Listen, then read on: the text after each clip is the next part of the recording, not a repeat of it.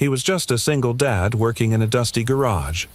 Until one quiet afternoon, a stranger walked in speaking French and everything changed. But what he didn't know was who had been listening. Before we dive into this unforgettable story about kindness, second chances, and the road back to believing in yourself, make sure to subscribe to the channel so you don't miss the next story that might just change the way you see the world. Now, let's begin. Single dad spoke fluent French to help a customer. He didn't know. The billionaire was right behind. The Colorado sky was already turning to ash gray when Luke Mitchell unlocked the rusty gate to Crawford Auto Lot. Morning chill clung to the air like a stubborn ghost, and the gravel crunched beneath his boots with the rhythm of routine. His hands were rough, calloused hands that once held books and chalk, now held wrenches and oil rags. But today they trembled slightly as he fished out the keys to the office. The smell of grease and old rubber filled the lot like a second skin, but Luke found comfort in it. It was predictable, honest, nothing like the life he'd left behind. He checked the service board, 3 scheduled oil changes, 1 engine diagnostic, and no promise of anything more exciting. Then he looked up and saw the car. It didn't belong. A sleek black Peugeot 504 parked neatly near the fence. Dust clung to its chrome trim, but the body was immaculate, too immaculate for this neighborhood. The type of car that whispered history in French and didn't ask for attention because it demanded it. And next to it, a woman. She wore a tan trench coat, cinched at the waist, her dark hair pulled back in a low twist. Her eyes, though she kept them shielded behind sunglasses, tracked every movement around the lot with quiet precision. Luke felt a twinge of curiosity but moved on. Rich folks came through sometimes. Most didn't stay long. But what stopped him wasn't her. It was the man standing awkwardly near the front desk inside the office, a man flipping through papers, clearly lost and increasingly frustrated. His accent was thick. French. Pardon, the man muttered to the receptionist, a high school intern named Tyler who looked like he'd rather be anywhere else. Je cherche un véhicule d'occasion, mais je ne comprends pas. His voice cracked with effort. Tyler looked up, panic already blooming in his eyes. Sir, I don't know what you're saying. Like Google Translate? Luke walked in, wiping his hands on a rag, and then, without thinking, spoke. Il cherche une voiture d'occasion, he said, his voice calm, fluent. Peut-être je peux aider. The man turned, startled. Ah, vous parlez français? Mon Dieu merci, Luke gave a half smile. Un petit peu, he lied modestly. In truth, French had once been his world. Before grief. Before Emma. Before life had demanded he trade poetry for power tools.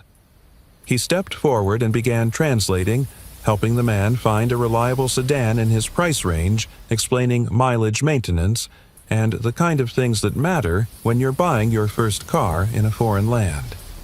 For 10 minutes the lot was alive with a language Luke hadn't spoken in years, and yet it poured from him like it had been waiting in the wings all this time. The Frenchman, Henri, a retired teacher relocating to America to be near his grandchildren, thanked him profusely.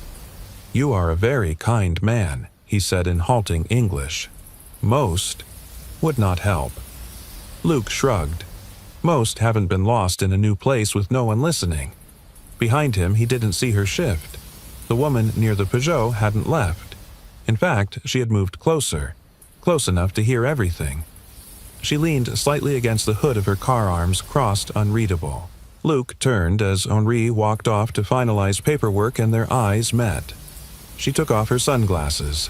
Her gaze was piercing, not cold, but discerning, like she saw more than he meant to reveal. That was beautiful, she said softly. Luke blinked.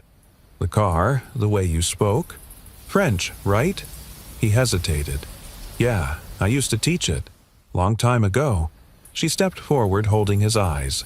Most people forget things they don't use. You didn't forget. He didn't know how to respond to that. Something about her tone felt less like a compliment and more like recognition.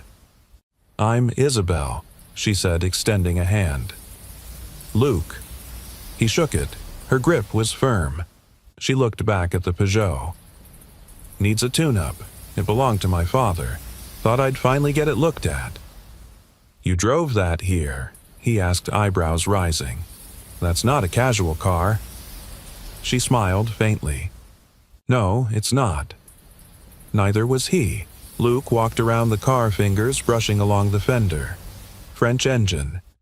You won't find many who know how to handle this anymore. You do? She asked. I can try, he said.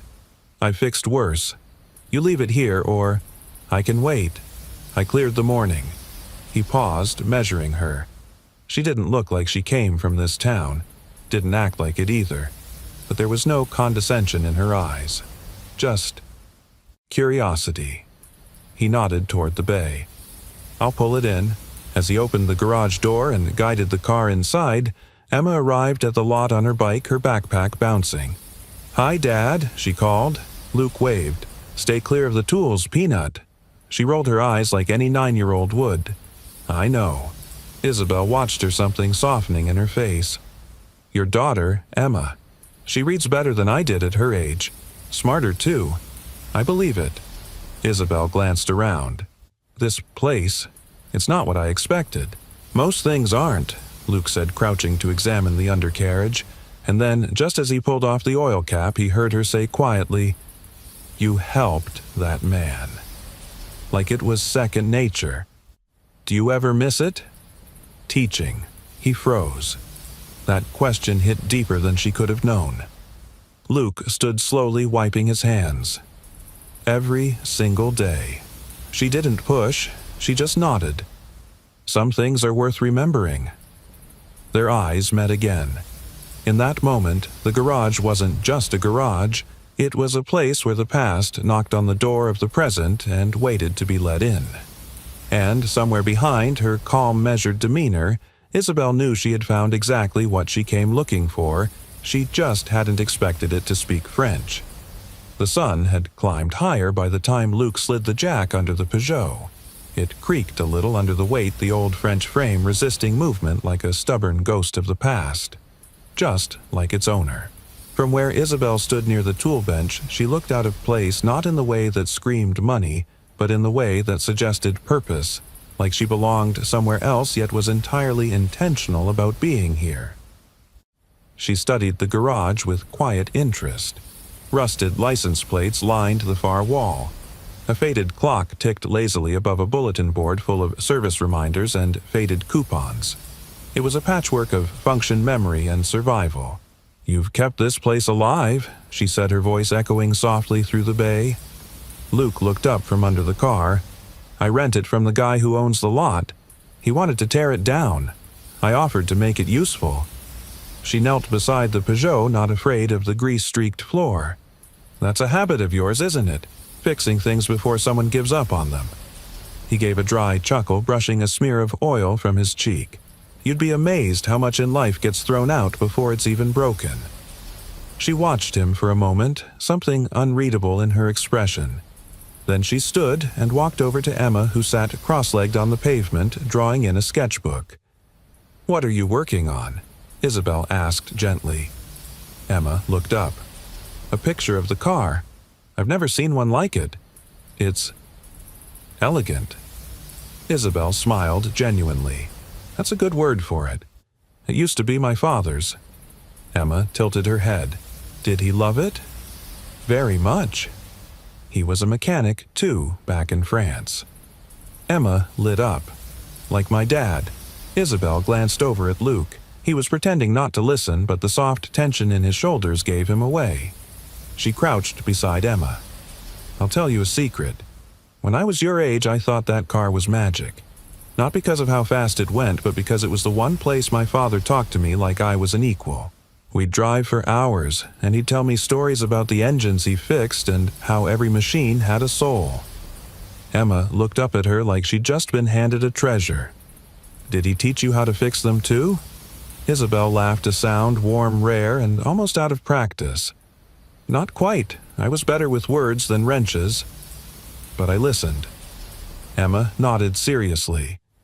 Listening is important. Luke finally stood, wiping his hands.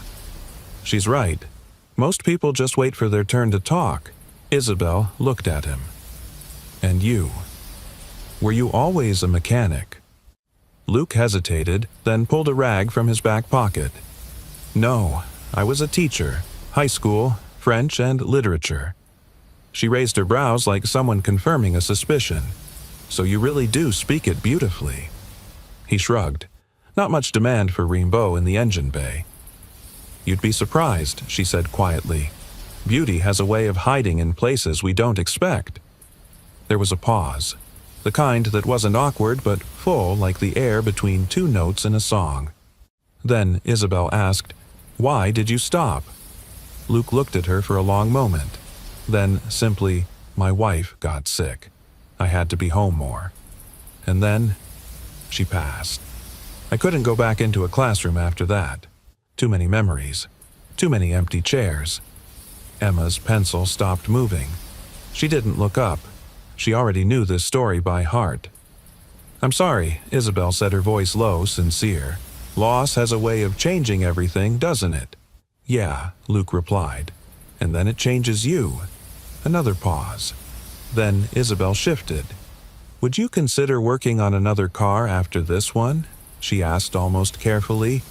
Luke gave her a quizzical look. "What have you got in mind?" "I've got an old Citroën DS in storage," she said casually. "Also belonged to my father. I've been meaning to restore it. Thought maybe it deserved someone who actually respects the craft." He narrowed his eyes. "You're not from around here, are you?" She smiled, enigmatic. "No, I'm just passing through. For now." That was a lie. Or at least not the whole truth. What she didn't say was that she wasn't just Isabel, the curious woman with the nostalgic car. She was Isabel Moreau, CEO of Fontaine Motors, a billion-dollar automotive empire that had forgotten the values her father once held dear. What she didn't say was that she had come here not to fix a car, but to fix herself. Luke handed her a folded note. "It'll take a couple days to do this one right. Peugeot parts aren't exactly stocked at the local hardware store." "I can wait," she replied. "You mean you want to wait?" he asked, raising an eyebrow. She nodded. "Sometimes. The waiting is the best part." Emma piped up from the ground. "I think you're interesting." Isabel laughed again. "Why's that? You listen like my dad does. Like, the words matter." Luke met Isabel's gaze. There was something different in her eyes now. Not power, not calculation, but longing. The kind of longing that people wear quietly like old perfume. It had soaked into her bones. "I'll see what I can do with your Peugeot," he said softly. "Merci, Luke," she replied, her French accent returning with delicate precision. And as she turned to leave, Luke caught himself wondering why a woman who spoke like Paris, walked like she owned Wall Street, and yet chose to wait on a greasy garage floor in a nowhere town. He didn't know the answer yet. But neither did she. All either of them knew was this something had shifted. And for the first time in years, neither of them wanted to fix it. The next morning began like any other. Luke rolled open the garage door at 7:02, same as he had every weekday for the last 4 years. The metal screeched slightly in protest. He made a mental note to oil it, though he probably wouldn't. Some things just sounded like life. He had barely laid out his socket wrenches when the Peugeot's engine caught his eye. Not for its design, though it was a marvel of old-world engineering, but for what it represented now: a bridge. A relic. A story that hadn't been told in years. Like his own. He wiped his hands and opened the drawer of an old filing cabinet wedged in the corner of the shop. It groaned as it slid open. In the back beneath, invoices, expired warranty pamphlets, and a wrinkled copy of Auto World lay a single manila envelope. He hadn't touched it in almost 5 years. He pulled it out, the dust of time clinging to the seal. Inside was a proposal, neatly typed, precisely drawn, signed by him. Luke Mitchell Community-Based Modular Engine Efficiency Initiative. The title still sounded too academic, but he had poured everything into it. Charts, calculations, hand-drawn engine redesigns aimed at making fuel-efficient cars more accessible to working-class Americans. He had mailed copies to 5 different manufacturers. Only one had replied: Fontaine Motors. The letter still folded inside was brief, polite, cold. Dear Mr. Mitchell, thank you for your submission. At this time, Fontaine Motors is not seeking external concepts for powertrain development. Best regards, Innovation and Engineering Division. There was no signature, no name, just a department. He remembered holding that letter in his hands, feeling like he was staring into a closed door bolted from the other side. He'd never told Emma, or anyone, because hope is only noble when it doesn't embarrass you. Dad, came her voice from behind. Luke startled. Emma stood in the doorway, half-dressed for school, holding a banana and her sketchbook. What's that? He quickly folded the letter and slipped it back into the envelope. Just old paperwork. She tilted her head, unconvinced. That looked like an engine drawing. He paused. It was a long time ago. Emma set her banana down carefully on the workbench. Is it something you invented? I tried. It didn't work out. She studied him. Why not? Luke hesitated, then offered the gentlest version of the truth. Because sometimes the people who can make things happen don't believe people like me can come up with good ideas. Emma frowned. But that's dumb. He smiled despite himself. Yeah, it kind of is. She hugged her sketchbook to her chest. Can I see it? He considered it for a moment, then nodded and handed her the envelope. Her eyes widened at the diagrams. This is so cool, Dad. It looks like the inside of a spaceship. He laughed. It's just a 4-cylinder engine with variable compression ratios. To me, she said proudly, it's a spaceship. She flipped to the last page where his signature sat alone under the Fontaine Motors header. Did you really send this to a car company? She asked. I did. What did they say? They said no. Emma's brow furrowed.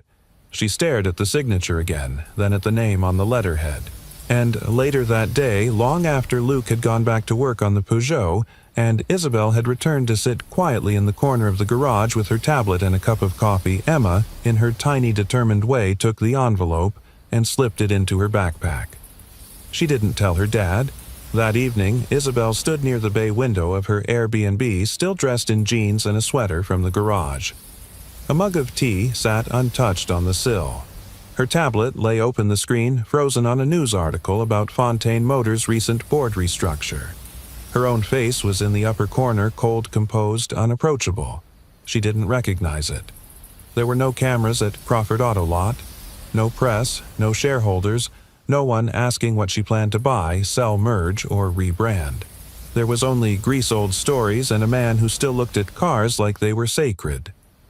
A knock at the door interrupted her thoughts. When she opened it, no one was there, only a small worn envelope resting neatly on the doormat. Inside, the proposal, Luke's name, the Fontaine letter, and a sticky note. My dad made this. He thinks it doesn't matter anymore, but I think you might be the kind of person who knows it still does.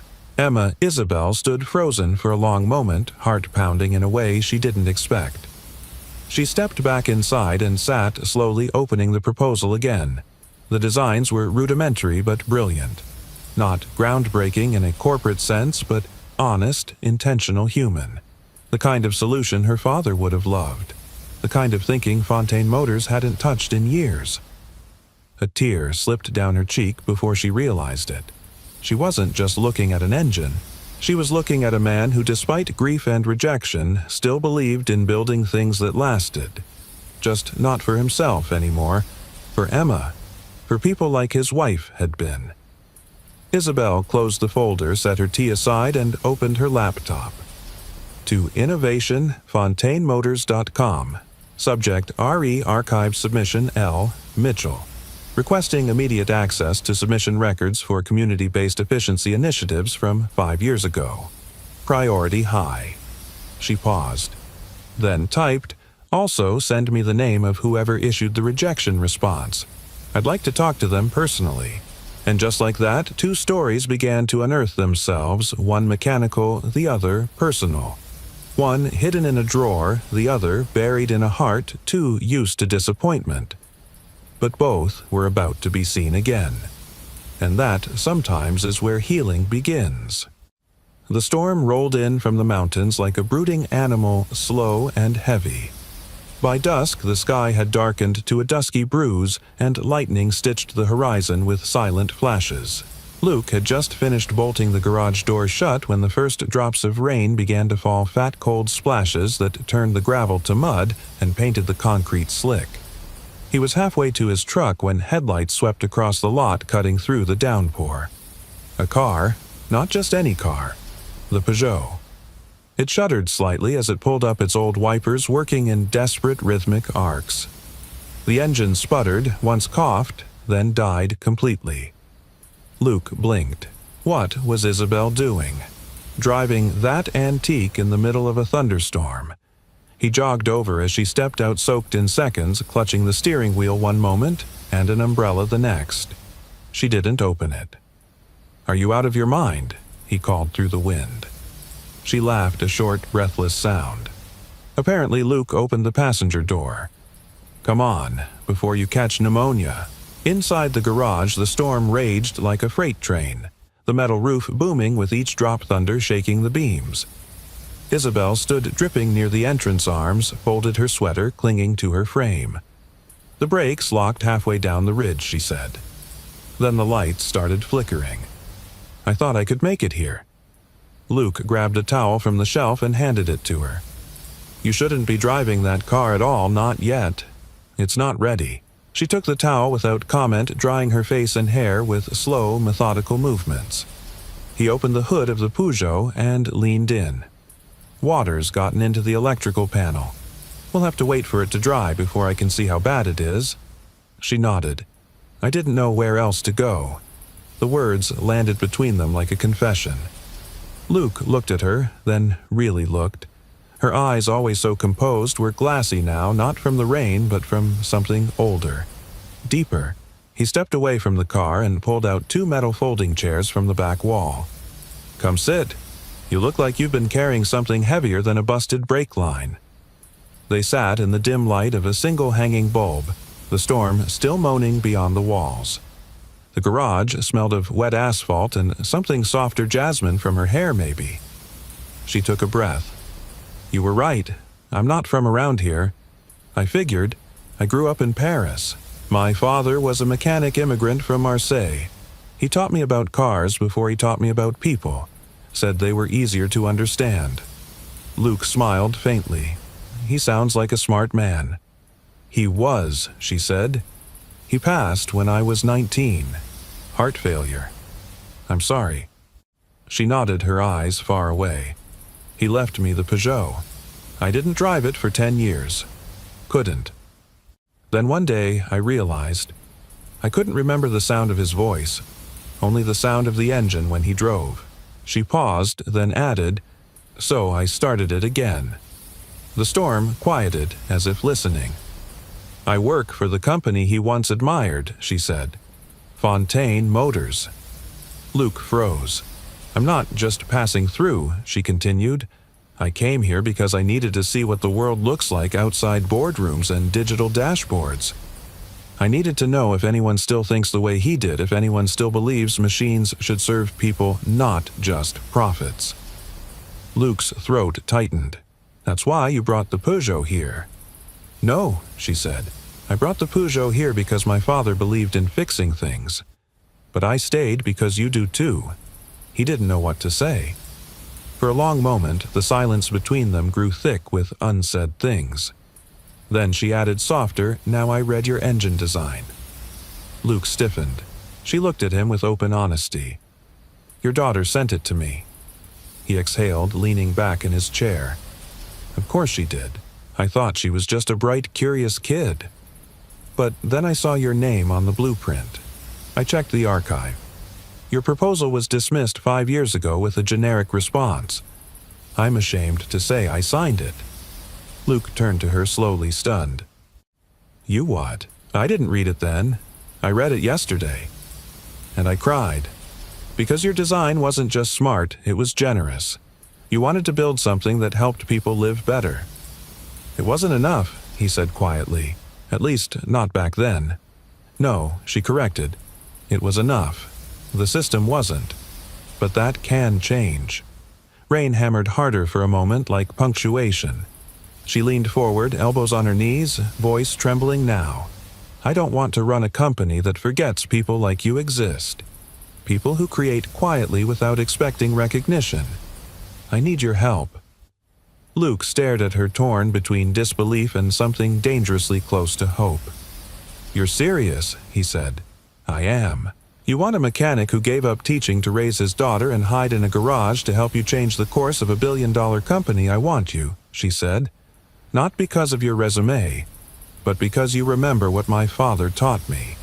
That machines like people only work when we take the time to understand them. Luke felt the edges of his old self stir. The one who used to believe in systems, in schools, in change. The one who used to believe he could matter. A small smile touched his lips. You know this is crazy, right? She smiled back, misty-eyed. So is driving a Peugeot in a thunderstorm to find a stranger with oil on his hands and answers in his heart. They sat there, neither moving, as the storm finally began to ease its fury, replaced by the quiet hush of dripping eaves and distant thunder rolling away. Outside, the sky cracked open with the first hint of moonlight. Inside, two people who had spent too long holding their breath finally began to exhale. And somewhere deep in Luke's chest, something unlocked, not with the wrench of force, but with the grace of being truly seen. The storm had passed, but its echo lingered in Luke's bones. By morning, the garage was warm with sunlight slanting through the windows, yet everything felt hushed, like the day had paused to see if he would move. He hadn't slept much. Not after Isabel's offer. Not after watching her walk into the rain-soaked night, her eyes full of conviction and something else he didn't dare name. He stood at his workbench, now holding a coffee cup gone cold, staring at the blueprint Emma had laid out again, his blueprint. The same one he had folded away 5 years ago and told himself to forget. It wasn't that he didn't believe in it. He just didn't believe anyone ever would. That had been safer. Behind him, Emma was humming softly, swinging her legs over the stool beside the workbench, coloring in a crayon sketch of the Citroën DS Isabel had mentioned. She looked up with a grin. I named her Lumi. Lumi, he asked, amused. Short for La Lumière, it means the light, right?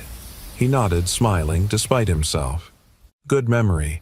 I think she's fast, but also kind. Emma added seriously, holding up her drawing. Like she could win a race, but she'd stop if someone got hurt. Luke blinked, heart catching on something small but sharp. Isabel had said she wanted his help, wanted his design, wanted him. But that world wasn't his. Not anymore. He was a man of socket wrenches, not stage lights. Oil-stained shirts, not press releases. His world was steady because he kept it small. Contained. Safe. Later that afternoon, he heard the familiar hum of tires on gravel, the unmistakable purr of French engineering. He didn't look up until he heard her voice. I didn't want to assume you'd call. Isabel stood in the doorway of the garage wearing jeans, a navy blazer, and a quiet hopefulness that made her seem younger somehow. She wasn't dressed like a CEO today, just a woman with something to offer and something even bigger at stake. Luke set down the carburetor he was cleaning. I thought about it. A lot. And I can't do it. Her face didn't fall, but the light dimmed just a fraction in her eyes. Because of what happened before, no, he said gently. Because of what would happen now. He walked around the workbench, wiping his hands. I appreciate what you're trying to do. I really do. But that's not my world. I don't wear suits. I don't speak in front of crowds. I change spark plugs and balance brake lines and make sure my daughter gets to school with her homework finished. She's proud of you, Isabel said. You know that, right? He smiled, pained. That's why I can't put her through it. I can't chase something again and come up short. There was a beat of silence broken only by the ticking of the garage's old wall clock. You wouldn't be chasing anything, Isabel said at last. You'd be leading. I'm not a leader, he said quieter now. I'm a mechanic. She stepped forward. Then, let me tell you something only a mechanic would understand. The smallest, quietest part in an engine can change how the whole thing runs. It doesn't need to be big. It just needs to work. He looked at her, unsure whether to be grateful or more afraid of how deeply she understood him. I'm not asking you to sell yourself, she said. I'm asking you to stand next to something you already built and just let people see it. He shook his head slowly. It's not that simple. Why not? Because what if I let them see it and it still doesn't matter? That landed. And this time she didn't try to counter it with logic or vision or strategy. She just said, then I'll be the one standing next to you when it doesn't. Those words hit him harder than any rejection letter ever had. But before he could speak, another voice cut through the stillness. Emma. She stood at the entrance to the garage, clutching her drawing like a flag. Her face was flushed, her eyes bright. You have to go. Luke blinked. Emma. No, Dad. You have to.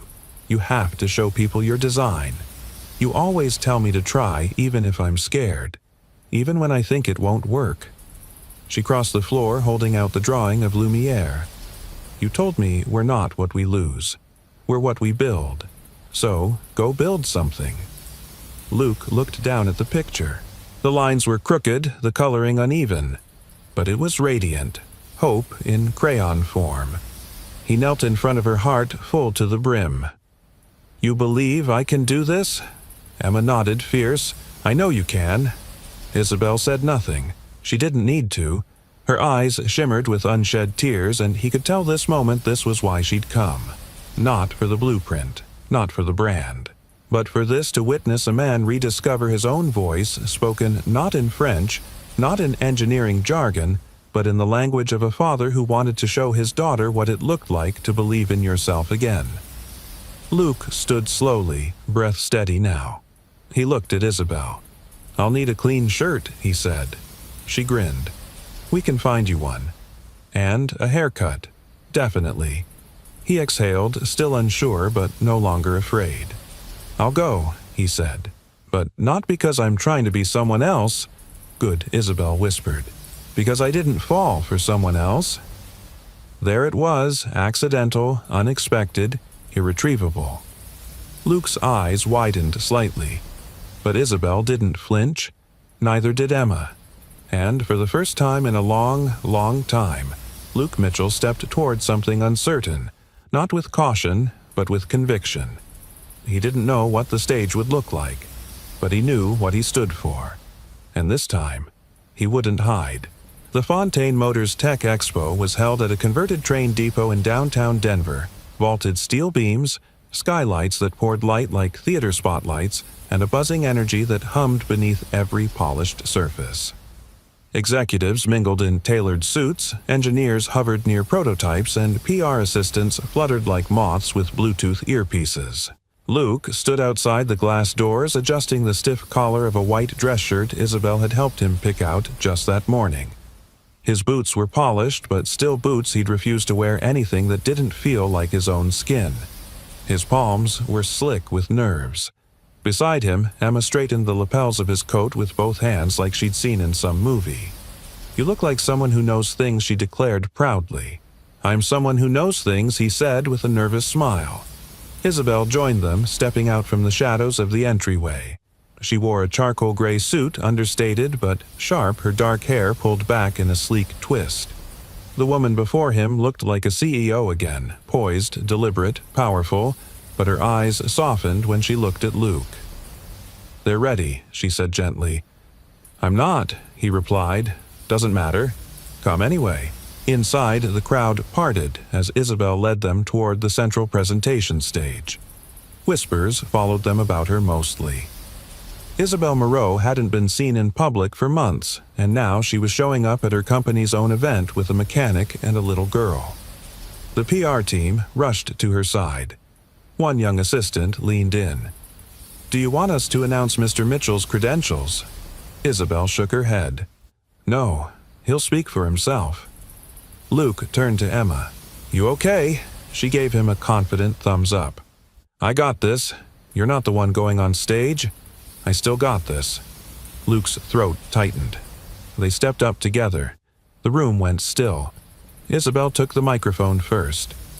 "Thank you all for coming," she began. "You expected to hear from my engineers, my designers, my analysts. Instead, I'd like you to hear from someone who until last week didn't even own a suit jacket."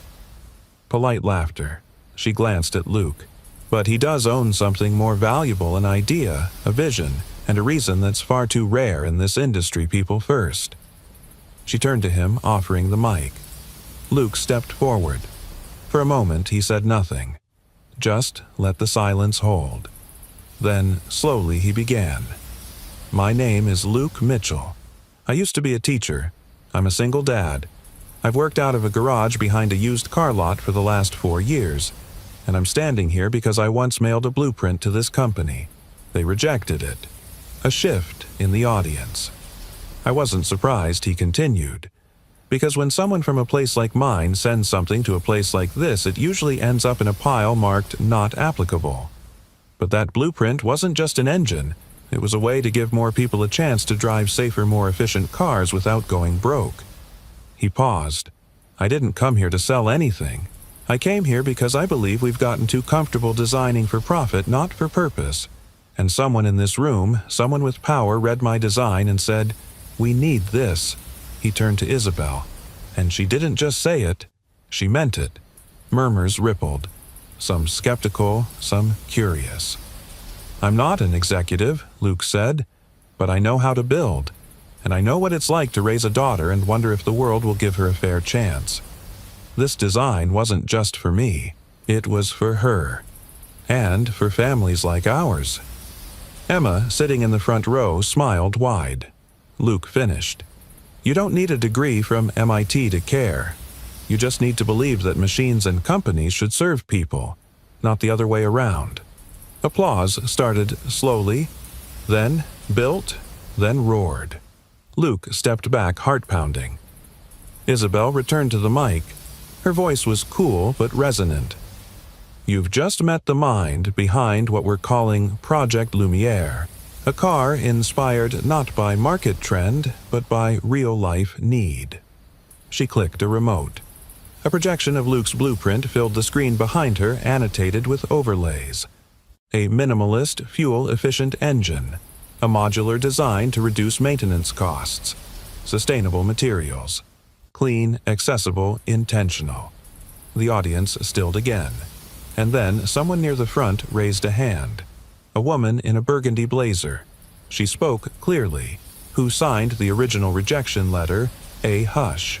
Luke turned to Isabel. His chest tightened. He knew the answer. He'd read it in her eyes back in the garage before she ever confessed. Isabel walked to center stage, and for the first time since assuming the CEO role, she did not hide behind numbers titles or perfect posture. She looked straight into the crowd. "I did," she said simply. Gasps. Whispers. "I signed that rejection," she repeated, without reading it, "because I trusted a system that prioritized speed and scale over substance.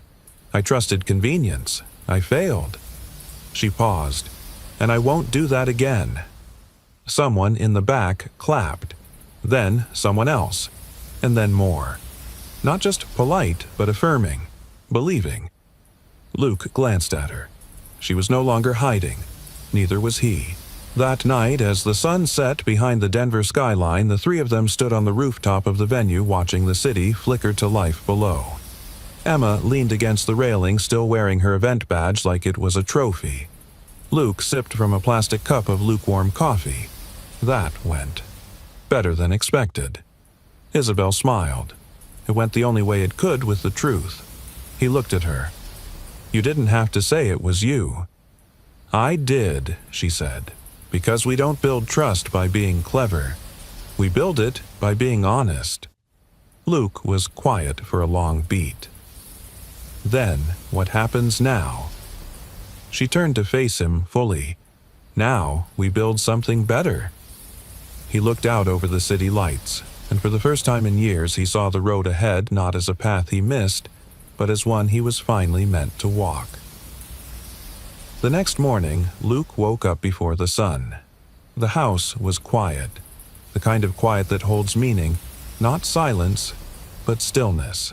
Emma was still asleep down the hall, her sketchbook on the floor, her glasses askew on the nightstand. The soft hum of the refrigerator was the only sound in the house save for Luke's steady breath as he stood in the kitchen staring at the blueprint spread out on the table. It looked different now. Not physically same paper, same lines, but emotionally. Once it had been a symbol of rejection, then regret. Now, somehow it felt like hope. He traced the corner of the page where Emma's handwriting still clung to the sticky note she'd attached when she secretly sent it to Isabel. "My dad made this. Please read it with your heart." Luke didn't know what part hit him harder, the faith in her words, or the belief that someone would read it with something more than profit in mind. And someone had. He folded the blueprint carefully and slid it into the envelope, ready for its next life. That same morning across town, Isabel sat in a glass-walled corner office, no longer hiding behind it, but using it, owning it. Sunlight poured through the windows, bouncing off the chrome edges of her desk and the tablet in her hand. She tapped the screen, watching the latest investor reactions roll in from the night before. Media outlets were buzzing about Project Lumiere, but Isabel wasn't looking at headlines. She was watching the replay. Luke on stage, his voice steady, eyes wide, heart open. Emma smiling in the front row. Herself standing beside them, not as an executive trying to save face, but as a woman finally showing hers. A knock interrupted her thoughts. Her assistant, Margot, poked her head in. The board's on standby for the 10 a.m. call. "Give me 5, Isabel said, and closed the door. Margot nodded, hesitating slightly. "For what it's worth, Isabel, that was the best thing this company has done in years." Isabel offered a soft smile. "Thank you." As the door clicked shut, she turned to the folder sitting on her desk. It wasn't digital. It was the physical copy Emma had brought, the original creased and signed. It still smelled faintly of oil and pencil graphite. She opened it one more time and whispered, "Let's see if the world is finally ready." That evening, Luke pulled into the lot behind his garage to find something waiting for him. A crate. No return address. Curious, he pried it open and found parts. Custom machined. Lightweight, high-efficiency components. Engine prototypes. Exact specs based on his design, but enhanced, engineered with real capital. Tucked into the box was a note. "Phase 1 is ready. Let's build it together." He exhaled, slowly, brushing his thumb across the metal. It was real now. Not an idea. Not a blueprint. Steel and vision. He looked over his shoulder as Emma came jogging up on her bike. "What's that?" she asked. Luke smiled, heart warm. "It's the beginning." She parked her bike and peered into the crate, her eyes lighting up. "It's yours, isn't it?" He nodded.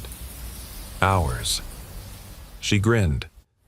"So, are you going to name it Lumi?" He chuckled.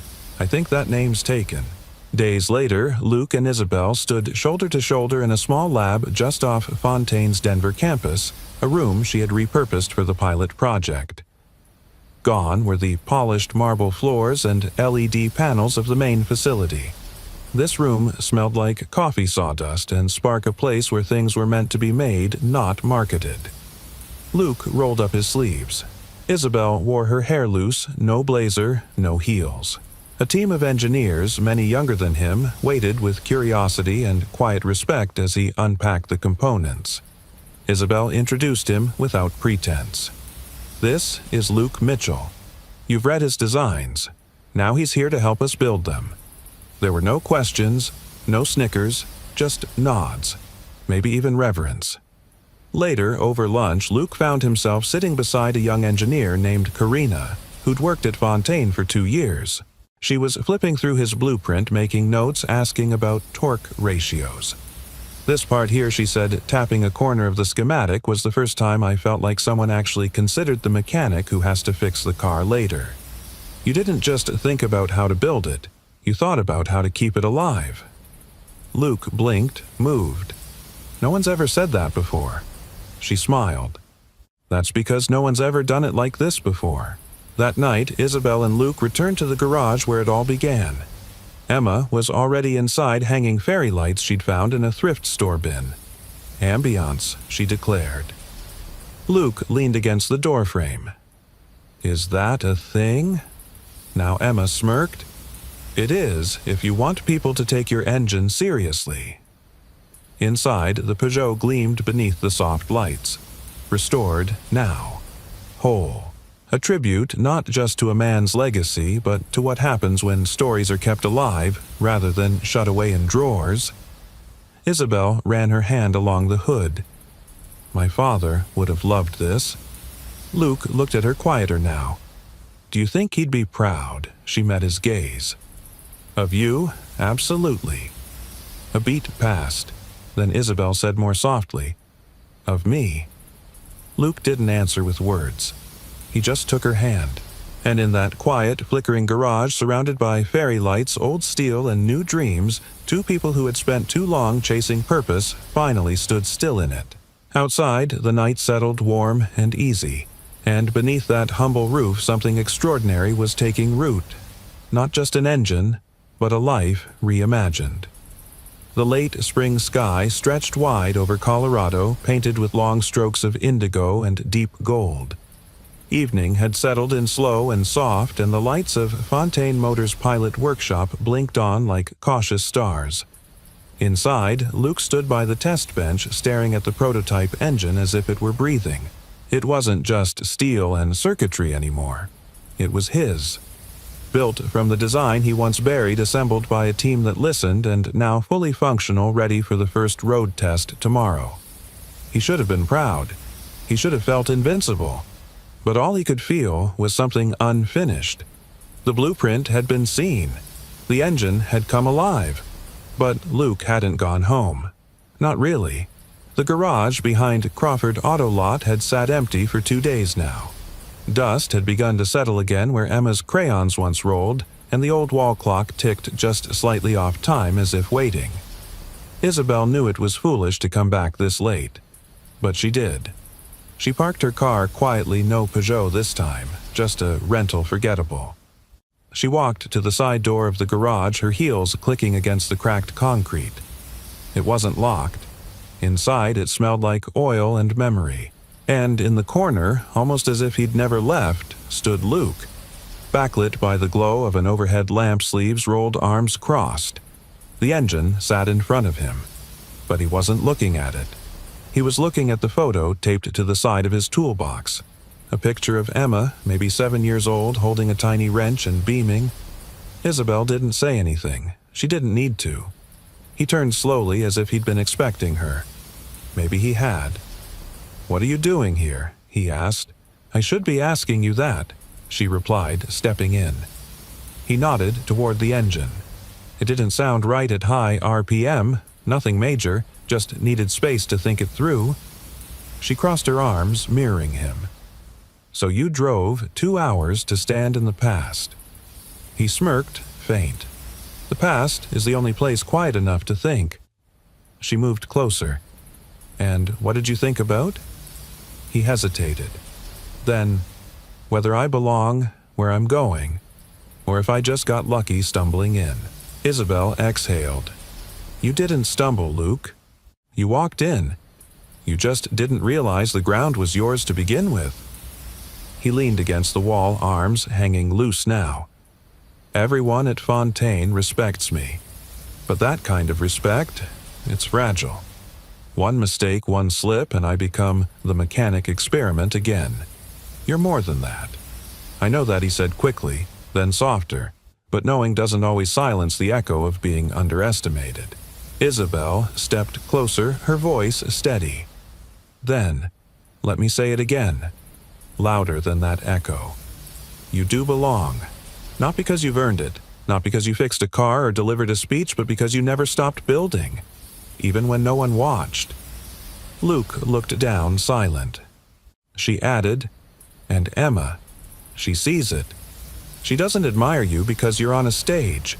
She admires you because you didn't let disappointment end your story." He met her eyes. "And you? What do you see?" She didn't blink. "I see the man who reminded me why my father fell in love with engines. Why I did too." He swallowed hard. "You say things like that and then expect me to go back to being professional." She stepped into his space, smile tugging at the corner of her mouth. "Maybe I don't want professional anymore." Their breath met in the middle, but instead of a kiss, she did something else. She handed him a folder. Thick, heavy. "What's this?" he asked. "Final board approval. Full green light for Project Lumiere's first production run. You're officially named co-lead designer." His eyebrows lifted. "You pulled that off in 2 days." She grinned. "You're not the only one who works late." He flipped the folder open and stopped. His name. Printed. Bold. Real. Not scribbled on a blueprint. Not in Emma's handwriting, but official. He looked up. "I don't know what to say." "Then say yes," she said. "Say you'll finish what you started." He looked around the garage. At the cracked floor, the coffee-stained rags, the clock that never ran on time. The ghosts of the man he used to be. Then he looked at her, at the woman who saw not just what he built, but why he built it. He closed the folder and smiled. "All right," he said. "Let's build a future that doesn't forget where it came from." Isabel took a breath as if letting go of years she didn't know she'd carried. "One condition." He tilted his head. "Yeah, you let Emma name the first model." Luke laughed. "She already has. Lumiere." "Well," Isabel said, brushing a hair from her face, "then I suppose we better make sure it shines." He looked around the room once more, then reached up and shut off the lamp. Together they stepped into the night, not as inventor and executive, not as project leads, but as two people who had finally stopped running from the lives they thought they couldn't have and were now quietly, fearlessly claiming them. They gathered just before dawn. The test track outside Fontaine Motors Design Campus stretched wide and empty, slick with morning dew. Floodlights bathed the curved asphalt in silver blue light while the wind carried the clean scent of spring. Luke stood at the far end of the track beside the car. His car, no theirs. It sat like a sculpture in the pre-dawn quiet, low to the ground, its matte silver body catching the first hints of day. The grille had been subtly reimagined to resemble a smile. Not aggressive, not flashy, just honest. Beneath the hood, Luke's engine, the modular, efficient, serviceable design he once thought would never matter, waited. And stenciled across the tail in elegant script was the name Lumiere. The name Emma had given it in crayon. The name the board had approved unanimously. The name that meant light in both French and the heart. Behind Luke engineers, adjusted equipment cameras rolled and reporters scribbled. There would be an official press release later, of course. But this moment wasn't for them. This was for something else entirely. Emma raced up in her oversized Fontaine windbreaker, her pigtails bouncing. "You're driving it, right?" Luke chuckled. "I wasn't planning to." "You have to," she insisted. "You made it." He raised an eyebrow. "You mean, we made it?" She beamed, then reached into her backpack and pulled something out. A tiny, folded piece of paper.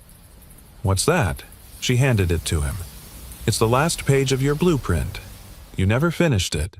"So I did." He opened it. In her neat block lettering it read, "Final note. This design is built not for profit, but for people. For the moms who work 2 jobs.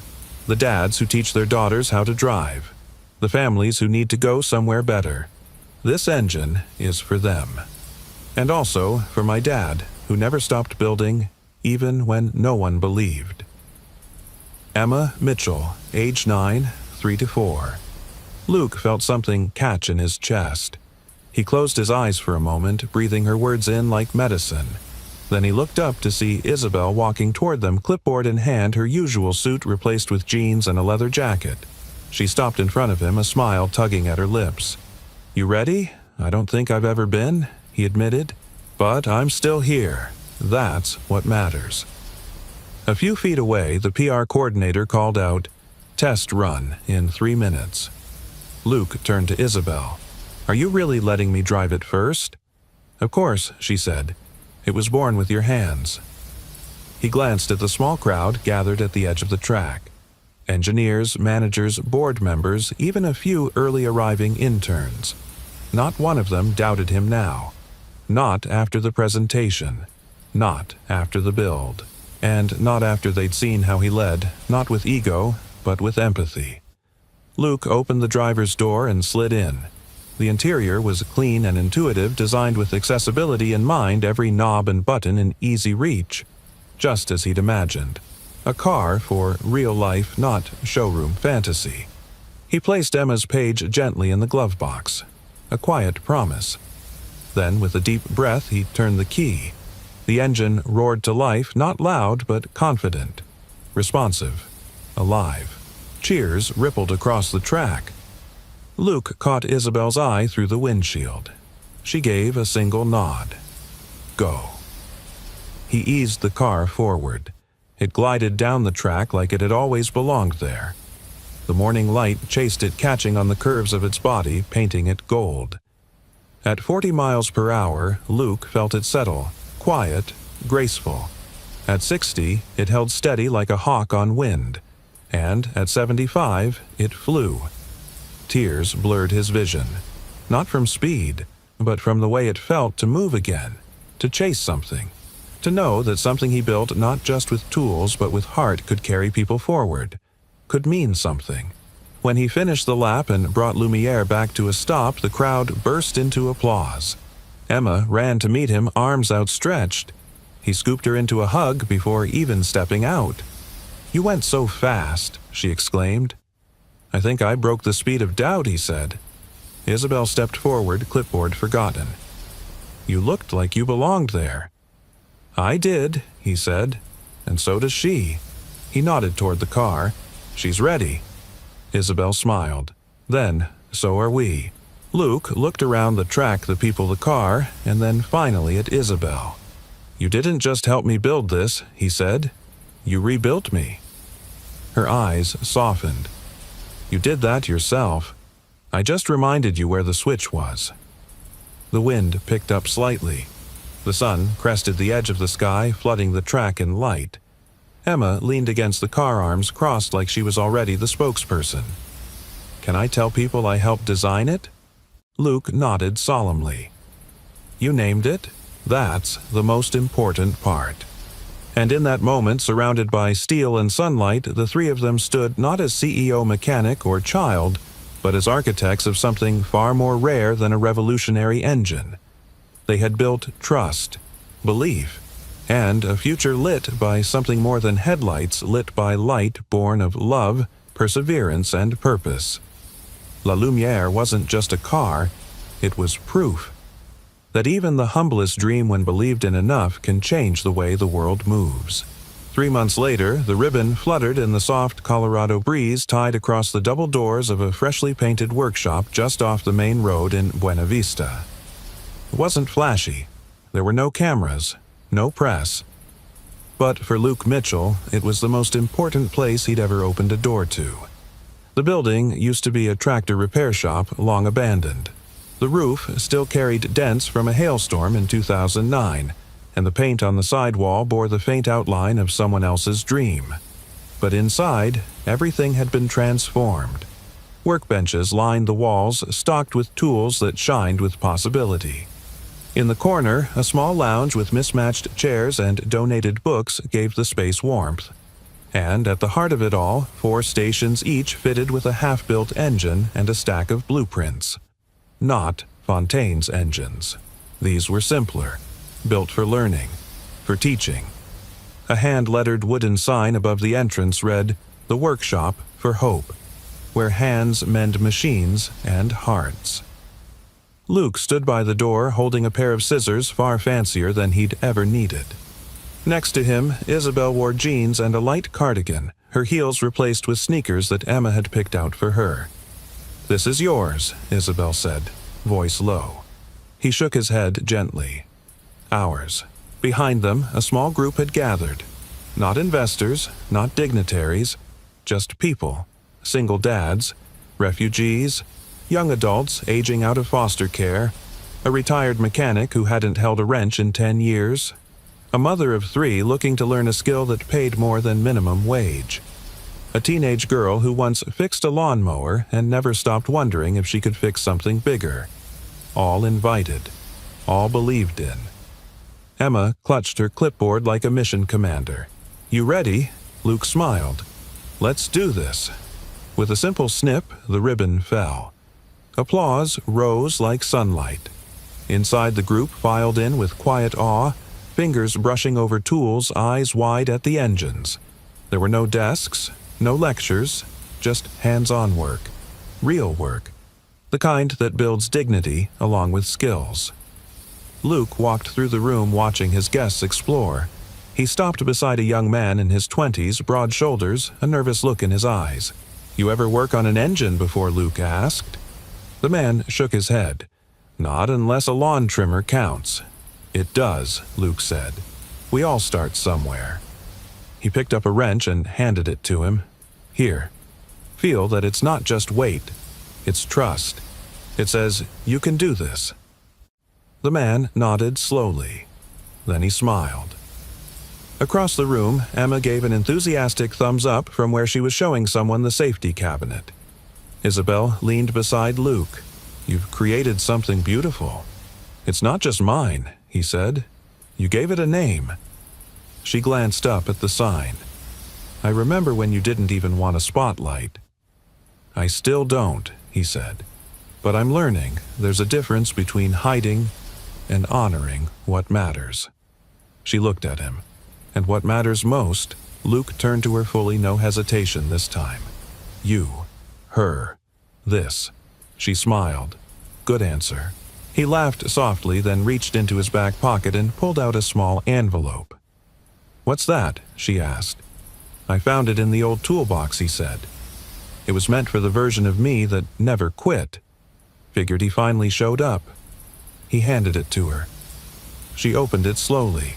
Inside was the original sticky note Emma had written months ago before any of this had begun. "My dad made this. Please read it with your heart." Isabel touched the paper like it was holy. She knew she whispered. "She always did," Luke said. "She just waited for the rest of us to catch up." They stood there for a long moment, hands brushing hearts full. Then Emma appeared between them, eyes sparkling. "Okay, team. I've got name tags for everyone, even the grown-ups." She handed Luke one that read, "Luke Head Mechanic and Hope Builder, and Isabel CEO Co-Everything Officer." Luke laughed so hard he had to wipe his eyes. "She's going to run the whole operation by age 10. Isabel slipped an arm around Emma's shoulders. "I'll happily be her assistant." They stepped back into the space, the hum of tools starting to rise, the first spark, the first lesson, the first step in dozens of new journeys. The first morning of many. And just before the sun fully climbed over the mountains, Luke reached over and flipped on the workshop's sign. The bulbs flickered once, then glowed warm. La Lumière. Not just a car, now a movement, a life, a love, a legacy. And for the first time in his life, Luke Mitchell didn't feel like he'd come full circle. He felt like he'd finally arrived, right where the light had always been leading. Home. We'd love to hear from you. Where in the world are you watching from? Drop a comment below and let us know what part of this story spoke to your heart. And if you enjoyed this video, don't forget to subscribe for more inspiring stories, just like this, crafted to uplift, move, and remind us all of the quiet power of kindness. Thank you so much for watching. We're truly grateful to share these moments with you. See you in the next one.